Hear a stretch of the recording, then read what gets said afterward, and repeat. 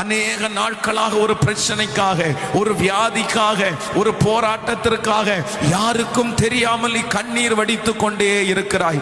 யாருக்குமே அது தெரியாது.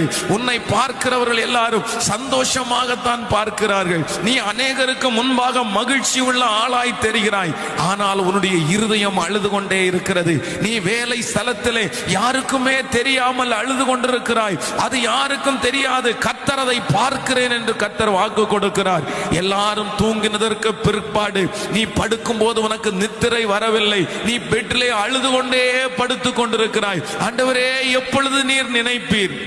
ஆண்டவரே, எப்பொழுது என்னுடைய குடும்பத்தை பார்ப்பீர்? எல்லாரும் சந்தோஷமா இருந்தாலும் உன் மனது சந்தோஷமா இருக்கிறது போல் நடிக்கிறதே தவிர அந்த ரங்கத்திலே உனக்கு ஒரு மிகப்பெரிய வேதனையை நீ சுமந்து கொண்டிருக்கிறாய். உன்னோடு படுத்திருக்கிற மனைவி அந்த சுமையை பார்க்கவில்லை. உன்னுடைய